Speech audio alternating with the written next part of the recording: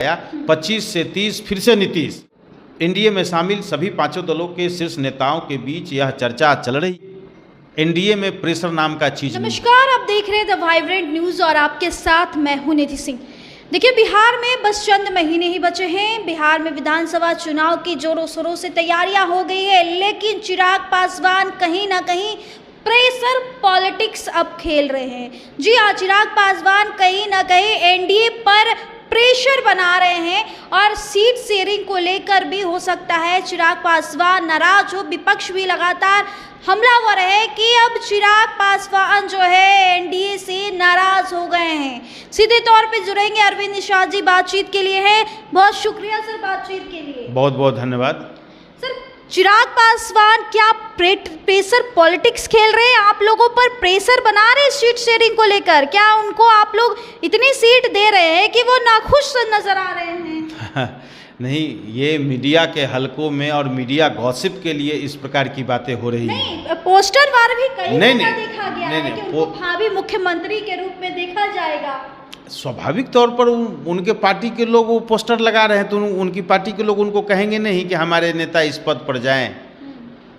यहाँ एनडीए में शामिल सभी दलों के नेता नीतीश कुमार जी हैं और नीतीश कुमार जी एनडीए बिहार एनडीए के सर्वानुमति से नेता हैं और नेता चुने गए हैं। और अभी से कुछ महीना पूर्व बिहार में एनडीए में शामिल सभी दलों के प्रदेश अध्यक्षों ने जिला सम्मेलन एनडीए का किया और उस जिला सम्मेलन में एक नारा लगाया, 25 से 30 फिर से नीतीश। और उसमें सभी दलों के नेताओं ने इस पर संकल्प लिया और जनता को भी संकल्प दिलाया। अब रही बात आपकी कि भाई कितने सीटों पर चिराग पासवान जी लड़ेंगे और उनको क्या सीट मिलेगा, कोई एक दल, कोई एक नेता बिहार एनडीए में कोई फैसला नहीं लेता है। बिहार एनडीए में शामिल सभी दलों के नेताओं के साथ बैठक कर बिहार के सभी जिलों के एक-एक सीटों की पहचान कर उस पर डिस्कशन होता है, चर्चा होता है। चर्चा के अनुरूप कौन से क्षेत्र में कौन सी पार्टी की उपस्थिति है, कौन से पार्टी किस क्षेत्र से चुनाव जीत सकता है, इसको ध्यान में रखते हुए 243 विधानसभा सीट पर निर्णय लिया जाता है और उस निर्णय के बाद सभी दलों में सीटों का बंटवारा किया जाता है।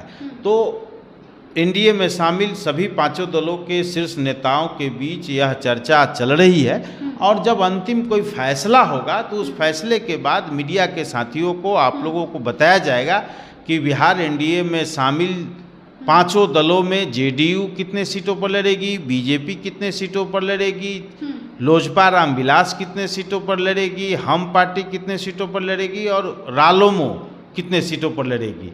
जब फैसला हो जाएगा और फैसला के बाद क्या चिराग पासवान प्रेशर तो नहीं बना रहे कि हमें इतनी सीट ही चाहिए?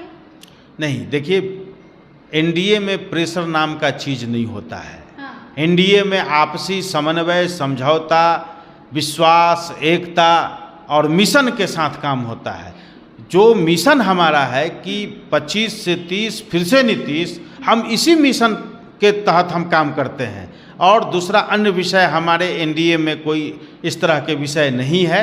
हम 25 से 30 फिर से नीतीश के बनाने की दिशा में हम लोग लगे हुए हैं और हम कामयाब होंगे। अरविंद जी, चिराग पासवान ने घोषणा किया कि बिहार में विधानसभा चुनाव वो खुद सुरक्षित नहीं असुरक्षित सीट से भी लड़ने के लिए वो तैयार हैं।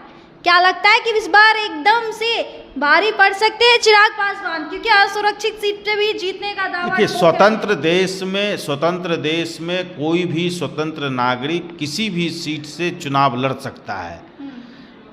वो तो रिजर्व कम्युनिटी से आते हैं, दलित समुदाय से आते हैं और उसके अलावा वो अनरिजर्व सीट से भी चुनाव लड़ सकते हैं। यह हमारा संविधान इजाज़त देता है।